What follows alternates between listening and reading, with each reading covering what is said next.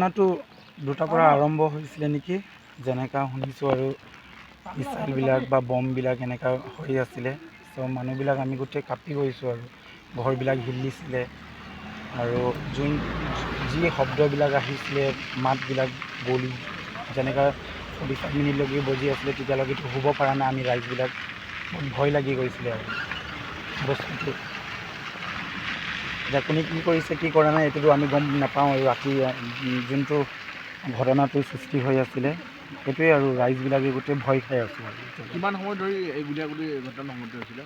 মোৰ then 30 to 45 minutes হৈছিলে নেকি। 5 to 45 শব্দ কেনেকুৱা শুনা গৈছিল? শব্দটো আৰু ভয়ংকৰ আৰু যোনটো গ্ৰানাইটবিলাক থাকে এনেকুৱা টাইপৰ শব্দবিলাক আহিছিলে আৰু গুলীবৰ্ষণ গুলীবৰ্ষণটো আৰু কি ক'ম আৰু একদম কণ্টিনিউছ হৈ আছিলে আৰু বস্তুটো। কোন ছাইডৰ পৰা হৈছিলে এইটো এটেকটো? ছাইডটো কেনেকৈ ক'ব পাৰিম আৰু ৰাতি অনুভৱ নাই এনেই শব্দ শুনাত? শব্দটো এতিয়া মেবি নদী পাৰ হ'ব পাৰে, সেইটো এনেকুৱা টাইপৰ হৈছিলে আৰু বস্তুটো। আপুনি ওচৰৰ নেকি আৰু? তাৰে আৰু লোকেলি আৰু কি অনুভৱ হয়, কেনেকুৱা ধৰণৰ? যিহেতু ইয়াত মানে আপোনালোকে কেনেকুৱা ধৰণৰ আতংকময় এটা পৰিস্থিতিৰ সৃষ্টি হৈছিলে, সেই সময়ত আপোনালোকৰ কি অনুভৱ আছিল? অনুভৱ মানে কি আৰু ভালকৈ ছিকিউৰিটি ফ'ৰ্চটো দিব লাগে। এতিয়া কমন পিপলবিলাক ৰাইজবিলাক ভয় খাই গৈছোঁ আৰু চৰকাৰে এইটো এতিয়া যি পৰিস্থিতি হৈ আছে ষ্টপ কৰিব লাগে তাত, আৰু চৰকাৰবিলাকে চাব লাগিব ভালকৈ যাতে এইটো স্মেল ছেফ জেগা হওক।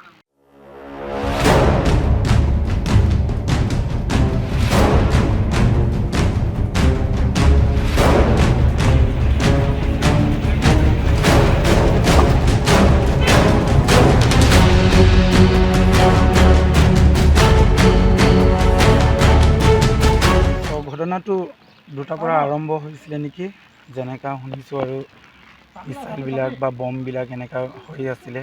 চ' মানুহবিলাক আমি গোটেই কাপি গৈছোঁ আৰু ঘৰবিলাক হিলিছিলে আৰু যি শব্দবিলাক আহিছিলে, মাতবিলাক গলি যেনেকৈ 45 মিনিটলৈকে বজি আছিলে, তেতিয়ালৈকেতো শুব পৰা নাই আমি ৰাইজবিলাক। বহুত ভয় লাগি গৈছিলে আৰু বস্তুটো। এতিয়া কোনে কি কৰিছে কি কৰা নাই এইটোতো আমি গম নাপাওঁ। আৰু ৰাতি যোনটো ঘটনাটোৰ সৃষ্টি হৈ আছিলে, সেইটোৱে আৰু ৰাইজবিলাকে গোটেই ভয় খাই আছোঁ আৰু। কিমান সময় ধৰি এই গুলীয়াগুলি ঘটনা সংঘটিত হৈছিলে? মোৰ দেন 30 to 45 মিনিটছ হৈছিলে নেকি। 5 to 45 শব্দ কেনেকুৱা শুনা গৈছিল?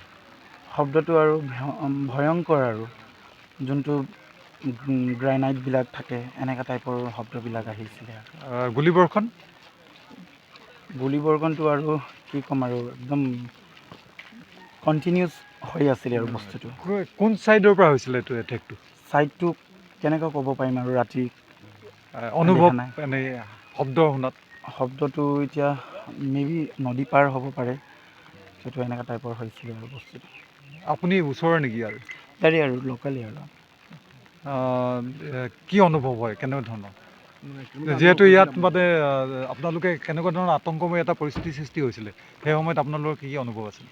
অনুভৱ মানে কি আৰু ভালকৈ ছিকিউৰিটি ফ'ৰ্চটো দিব লাগে। এতিয়া কমন পিপলবিলাক ৰাইজবিলাক ভয় খাই গৈছোঁ আৰু চৰকাৰে এইটো এতিয়া যি পৰিস্থিতি হৈ আছে ষ্টপ কৰিব লাগে তাত, আৰু চৰকাৰবিলাকে চাব লাগিব ভালকৈ যাতে এইটো স্মেল ছেফ জেগা হওক।